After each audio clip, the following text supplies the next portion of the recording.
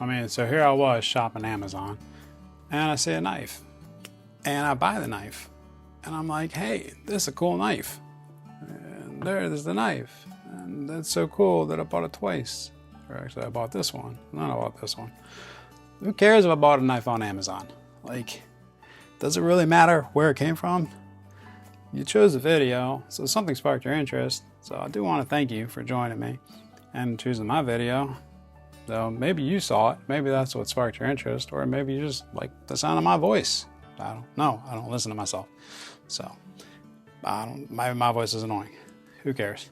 You're here for the knife. I'm not here to talk about my voice. This is the Xtouc. Xtouc. Xtouc. So, saw this on Amazon. It was like 20 bucks or something. It had a 15% coupon. I was like, all right, 20 bucks, come on now. Put more in my tank. I eat more than that in a meal. $20. $20. My Carta. You got me. Cool, okay. The red is a little weird, but I like fifth pocket knives. And that's what this is. And this had a very interesting sheep's foot style blade. I guess that would be a sheep's foot. It looks like a sheep's foot. A very exaggerated drop point. Sheep's foot. Drop point. Spear point. Spear point? No. Sheep's foot. Points below the line of symmetry. I don't know if that means anything. I have no idea. I guess it's a sheep's foot. Let's see what Amazon calls it. Amazon says that it is a small pocket knife with an ergonomic micarta handle and titanium plated coating on the blade. And it's D2. And it's a handle of 2.5 inches and 3.4 inches. Overall length of 5.9 with a weight of 3 ounces. We'll see if all that's right. There it is. Yeah. Yeah, that could be right. I mean, I got some big old meaty hands. But it's a cool fifth pocket carry. So I do have two. I gave one to my son. He chose the black. Which, I can't blame him. The black does look good. I chose the green because he chose the black. And that's I was left with the green. So it is it's a liner lock, so I'm all about it. I do like my liner locks. It is easy to deploy with that hole.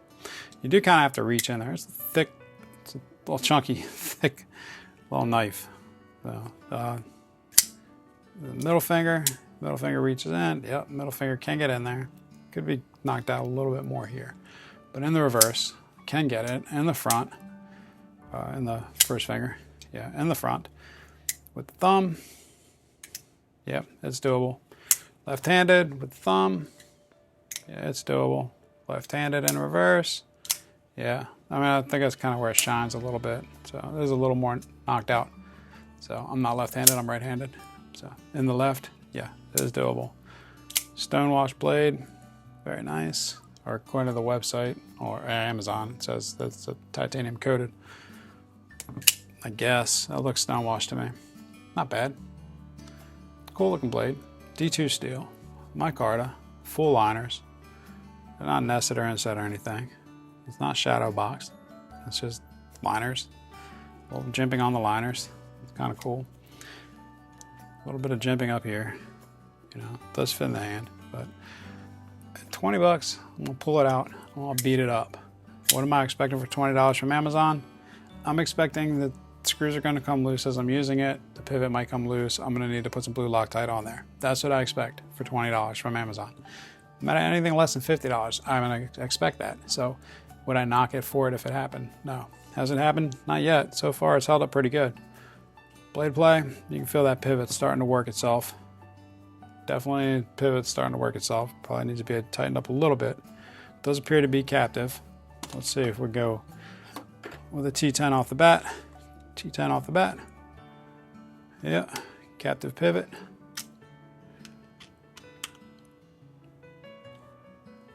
I can't tell if that's moving or not. It feels like it's moving. Captive, it tightened up. Did it over tighten? a little bit tight. Give it a little back turn. Nice. Feels like it's on bearings. Drop shutty. Blade play. Nope. Solid as a rock. Okay, these have been getting used. So me and my son have been carrying these. Been enjoying these. Tightened up. Over tight. A little tight. Bag it out just a hair. Perfect. Yep, that has fallen under its own weight. There we go. Lock up. Lock up's good. I expect to do that. Captive pivot, so that's a good thing. Recessed pocket clip. It is recessed in there. The screws are not. The pocket clip is. It is a stamped clip, and it is a full deep carry. So it's nice. It hides in the fifth pocket. I take it to work. It's my Carta. It's not going to tear my pants so bad like G10. And they're less than $20. So there's some good finds on Amazon. There are some very good finds. Again, just to finish this up before I pull out some more knives here, let's check the weight on that. Let's make this so where you can see it. We are teared at 0. We are looking at just over 3 ounces, 3.14. 3.14. I think they said 3.05 on the interwebs here. Not gonna knock them. Get that out of the way. Overall length, we're looking at just under 6 inches. Blade length of just about 2.5. Edge, we're looking at just about 2.25. Cool, not bad. There's your view from the top. The black does look good. The green does look good. They look good. These are good looking knives. I think they're good looking knives. I like the ergonomics of it. And I like fifth pocket carries, and I have a lot of fifth pocket carries. So let's compare it to some of my other fifth pocket carries. There's the Concept Wraith. That is a fifth pocket carry for me. There is the Little Native. That is a fifth pocket carry for me. Here is the CJRB Pyrite Mini. Fifth pocket carry. I think I left my banter in my work pants, so I do carry that as a fifth pocket. The Towser S, that's a fifth pocket carry for me. I do enjoy carrying that. Here are the Concept, what is that? The Mini Cryo. That's a fifth pocket carry. Do enjoy.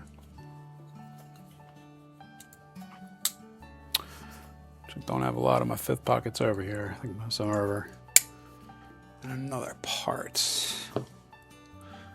of the house. Okay, there's a fifth pocket. That is the Kaiser, don't remember, zip slip. Slip joint. Some of my other fifth pocket carries are the UK PKs, Spedico. What do I have over here? Anything in fifth pocket? Yes. Sanzo. This is what got me into fifth pocket, is the Asanzos from MKM. So, anything over here in fifth pocket land? No. So, I'm not gonna get up and I'm not gonna come back. Oh, here we go. How about a Mini Convict? Put you away.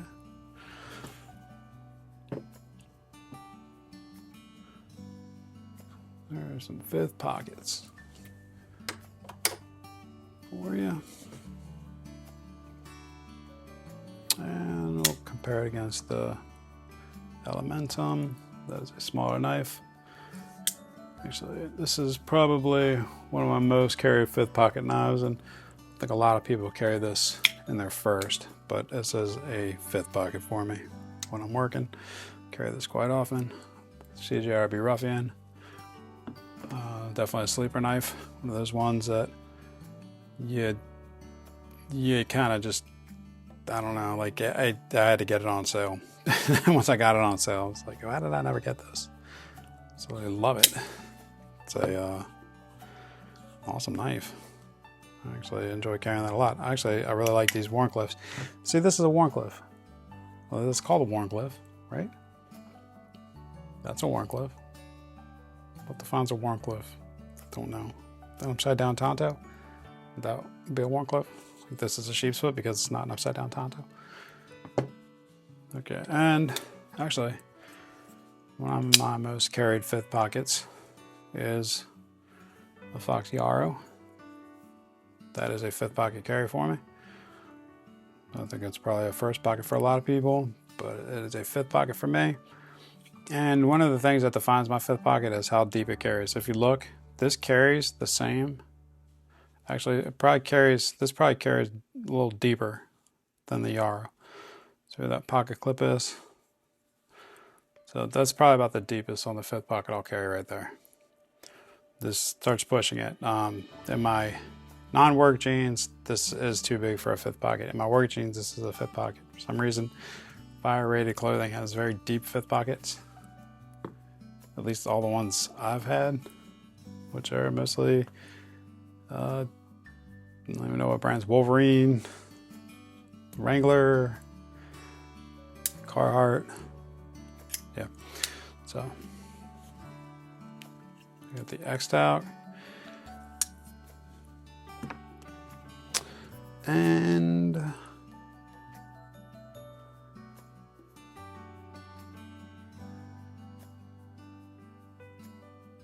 yeah, I think we're good there. That's it. I don't even remember what all knives I went through. Did I go through all the regulars? How about the bug out? I lost my train of thought there. It is late at night. Okay, so there we are against the bug out. As you can see, the size. Obviously the bug out's much thinner. There's a Asher Spyro G10. And let's put her up. We saw how it was against a little native. Let's bring out a pair of 3.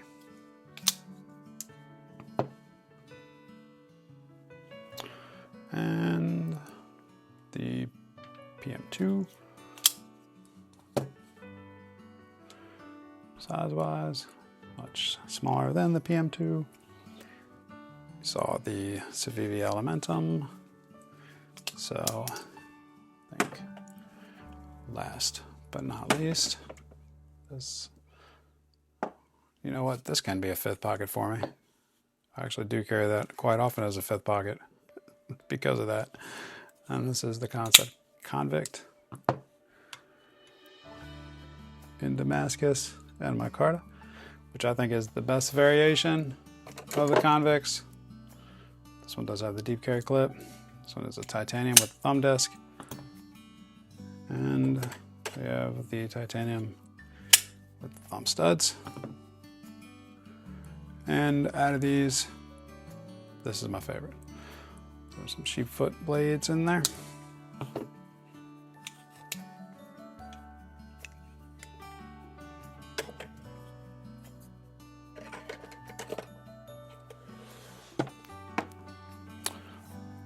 The CJRB Pyrite.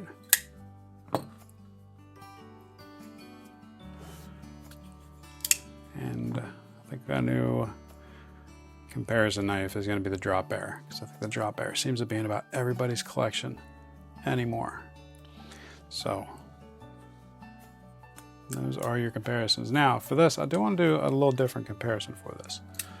So we're looking at all these other beautiful knives. I want to compare it to some of the other Amazon knives, and because there are some other good Amazon knives. And this is one I'm going to throw a video up, and it should hit before this one. This is the Guardian Eagle, which I recommend both of these. I'm very impressed with both of these. I did do a review and impressions of the Holtzman Gorilla, and I'll tell you, just not, it's not there. It's not there. However, the Ned Foss is there.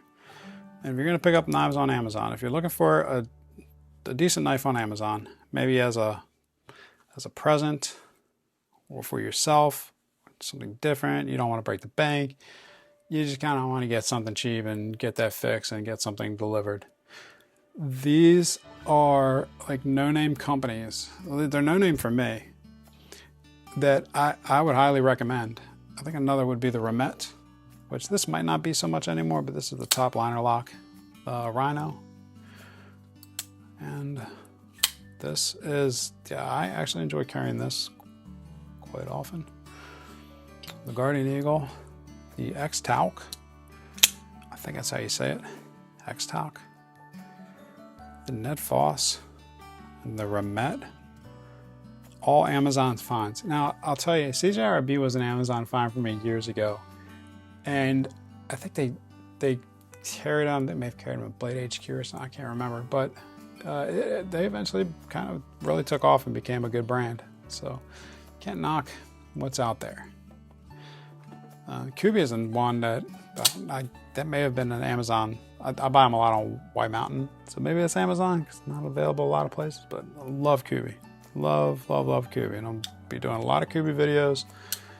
I'll be doing a lot of concept and Kubi videos and getting those up because I do have a lot of their premium knives, and I mean a lot of them. So if you're on Amazon, if you're perusing, if you want to get somebody a good present, you kind of can't go wrong here. You know, this is the Guardian Eagle. It's 14C28 blade steel. They're like, the highest I've seen them is $20. I bought two at $20. I bought two at $12.90. These are $20. I think with these, I've got both of these for like $17 each. This one was $60, and I paid $60 because to look at it, 14C28N, milled clip, steel. I'll tell you that on this button lock has been more consistent and smoother than any other button lock in that mid range, in that mid-tier steel range. And maybe the smoothest button lock I have. I don't have a ton of button locks, but without it being like a top liner lock, that's expected to be smooth. That's a top liner lock. Basically like a compression lock. And you gotta expect that. Whereas this is like a plunger. This is a button plunger. And compared to all the Kaisers and CTS-XHPs, this is smoother. Definitely smoother than every one of them. So these are some good Amazon finds. So this isn't just the Xtouc. Kind of make this about some Amazon finds here. Make a little playlist, put these all together. So that is the Xtouc. The Ned Foss. They have different variations. This one is a drop point. Ooh. The Remet Rhino, I believe. And then the Guardian Eagle. Don't know if this had a name. I think it's just Guardian Eagle something. Stay away from that Holtzman, whatever, the Gorilla, Holtzman Gorilla or something. Not impressed. I picked one up. The one I picked up was like $25. It was a 50% off coupon from like 50. At that price, okay, $50? No. These are D2 steel, so you are getting D2, but they are stone washed. Less than $20. Beat them up. 14C28N here, satin beautiful. 14C28N here, stone washed, and then this one is 14C28N. If I'm not mistaken, do not believe this to be D2. This is, yep, 14C28N right there. There we go.